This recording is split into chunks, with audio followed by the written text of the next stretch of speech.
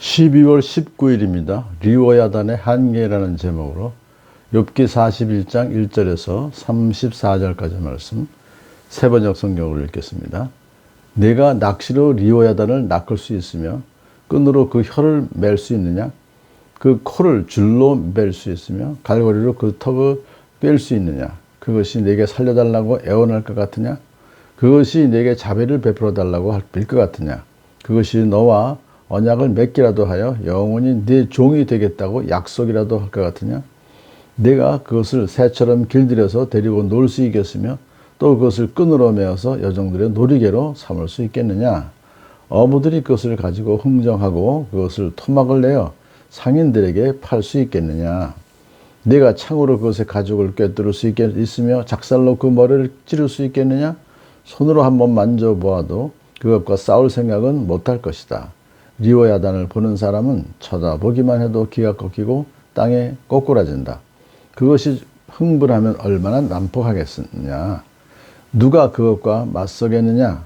그것에게 덤벼들고 그 어느 누가 무사하겠느냐. 이 세상에는 그럴 사람이 없다. 리워야단의 다리 이야기를 어찌 빼놓을 수 있겠느냐. 그 용맹을 어찌 말하지 않을 수 있겠느냐. 그 늠름한 체구를 어찌 말하지 않고 지나가겠느냐. 누가 그것의 가죽을 벗길 수 있겠느냐? 누가 두 겹 갑옷 같은 비늘 사이를 뚫을 수 있겠느냐? 누가 그것의 턱을 벌릴 수 있겠느냐? 빙둘로 돋아있는 이빨은 보기만 해도 소름이 끼친다. 등 비늘은 그것이 자랑할 만한 것 빽빽하게 짜여 있어서 돌처럼 단단하다. 그 비늘 하나하나가 서로 이어 있어서 그 틈으로는 바람도 들어가지 못한다. 비늘이 서로 연결되어 꽉 달라붙어서 그 얽힌 데가 떨어지지도 않는다. 재채기를 하면 불빛이 번쩍거리고 눈을 뜨면 그 눈꺼풀이 치켜 올라가는 모양이 동이 트는 것과 같다. 입에서는 횃불이 나오고 불덩이 튄다. 콧구멍에서 펑펑 쏟아지는 연기는 끓는 가마 밑에서 타는 갈대 연기와 같다. 그 숨결은 숯불을 피울 만하고 입에서는 불꽃이 나온다. 목에는 억센 힘이 들어있어서 보는 사람마다 겁에 질리고 만다. 살갗은 새로 입힌 듯이 약한 것이 전혀 없다. 심장이 돌처럼 단단하니 그 단단하기가 맷돌 아랫짝과 같다. 일어나기만 하면 아무리 힘센 자도 벌벌 떨며 그 몸부림치는 소리에 기가 꺾인다. 칼을 들이댄다 해도 소용이 없고 창이나 화살이나 표창도 맥을 쓰지 못한다. 쇠도 지푸라기도 여기고 놋은 썩은 나무 정도로 생각하니 그것을 쏘아서 도망치게 할 화살도 없고 무림의 돌도 아예 바람에 날리는 거와 개와 같다. 몽둥이는 지푸라기 찜으로 생각하며 창이 날아오는 소리에는 코웃음만 친다. 뱃가죽은 날카로운 질그릇 조각 같아서 타작기가 핥힌 지령 바다처럼 지나간 흔적을 남긴다. 물에 뛰어들면 깊은 물을 가마솥에 물처럼 끓게 하고 바다를 기름 가마처럼 휘젓는다. 한번 지나가면 그 자취가 번쩍번쩍 빛을 내니 깊은 바다가 백발을 휘날리는 것처럼 보인다. 땅 위에는 그것과 겨룰 만한 것이 없으며 그것은 처음부터 겁이 없는 것으로 지음을 받았다. 모든 교만한 것들을 우습게 보고 그 거만한 모든 것 앞에서 왕노릇을 한다. 아멘. 앞에서는 베헤못을 이제 그 하마와 같은 짐승이 얼마나 센가, 그걸 통제할 수가 없다. 이렇게 이제 말씀하신 후에는 오늘은 리워야단이 바다 짐승인데 괴물이죠.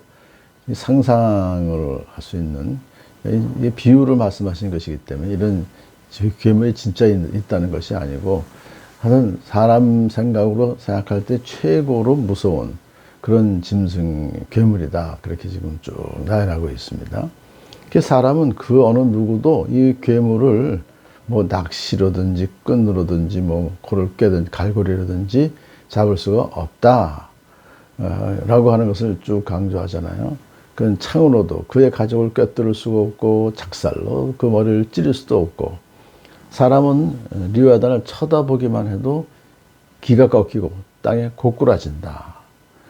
그러니까 이 세상에서는 리워야단 같은 괴물과 맞설 수 있는 사람은 하나도 없다라고 하는 것을 강조한 이유는 그러나 하나님은 그 괴물을 만드셨기 때문에 또 그 괴물도 하나님은 통제하고 다스리시는 분이시다. 라고 하는 것을 여기서 우리가 알 수 있죠. 그러면 왜 그러면 하나님이 이제 마지막에 이 말씀을 하셨느냐 하면은 우선 리워야단 같은 그런 괴물도 인간이 이렇게 통제할 수가 없는데 어찌 리워야단 같은 괴물을 만드시고 통제하시는 하나님께 대항할 수가 있겠는가. 이제 이것이 욥이 자기가 참 고난을 당해서 거기에 대한 이유를 좀 알고 싶습니다라고 참 그 하나님께 대들었잖아요. 그러니까 그런 것에 대한 이제 첫 번째로 그것은 할 수가 없다. 이미 벌써 욥은 그것을 알고 자기 한계를 알고 이제 입을 꽉 다물고 있잖아요. 근데 다시 한번 확인을 하시는데 그게 이것만이 아니라 이것은 더 나아가서 리워야단이 아무리 강력해서 바다를 완전히 통제한다고 할지라도 하나님의 피조물에 불과하다. 왜냐하면 맨 마지막에 결국 지음을 받았다라고 하는 걸 강조했잖아요. 그러니까 하나님이 창조주시기 때문에 하나님이 창조하신 리워야단이다 이거죠. 피조물에 불과한 것이죠. 그래서 사람은 어느 누구도 리워야단을 통제할 수 없지만 하나님은 통제하실 수가 있다 이런 얘기예요.